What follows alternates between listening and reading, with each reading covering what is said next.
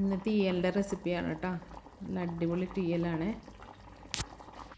ഇപ്രാവശ്യമേ ഓണത്തിന് ലുലുവിൽ പോയപ്പോഴത്തേക്കും നല്ല ലാഭത്തിന് കിട്ടിയായിരുന്നു കേട്ടോ. അപ്പോൾ കുറച്ച് ഉള്ളിയും കുറച്ച് ചേനയൊക്കെ ഇട്ടൊരു തീയൽ ഉണ്ടാക്കാമെന്ന് വിചാരിച്ചു. അതിന് വേണ്ടിയിട്ട് കുറച്ച് കുരുമുളകും മല്ലിയും ഒരു 2-3 മുളകും അതേപോലെ ഒരു ഉള്ളി ഞാൻ ചേർക്കാറുണ്ട് കേട്ടോ. എന്നിട്ട് ആവശ്യത്തിനുള്ള തേങ്ങ ഇട്ടിട്ട് നന്നായിട്ട് വറുത്തെടുക്കും.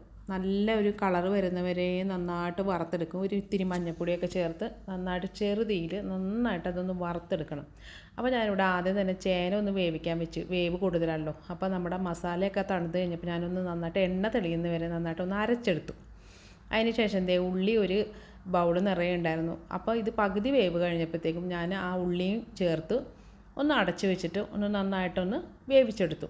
വേവിച്ചതിന് ശേഷം നമുക്ക് ഇപ്പം നന്നായിട്ട് ഉള്ളിയൊക്കെ വെന്ത് വന്നിട്ടുണ്ട്. അപ്പോൾ കുറച്ച് പുളിയും അതേപോലെ ആവശ്യത്തിനുള്ള ഉപ്പും കൂടി ചേർത്ത് ഒന്നും കൂടി തിളപ്പിച്ചതിന് ശേഷം നമ്മുടെ ആ അരച്ച പേസ്റ്റ് അങ്ങോട്ട് ചേർത്ത് കൊടുത്തു. നമ്മുടെ അടിപൊളി തീയൽ ഇവിടെ റെഡി ആയിട്ടുണ്ട് കേട്ടോ.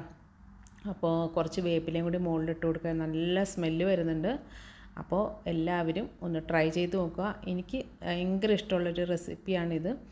ഞാനിങ്ങനെ ഉണ്ടാക്കാറ്. അപ്പോൾ ചോറും ഇതും കൊണ്ട് ഉണ്ടെങ്കിൽ ആഹാ അടിപൊളിയായി. വേറൊരു കറിയും വേണമെന്നില്ല.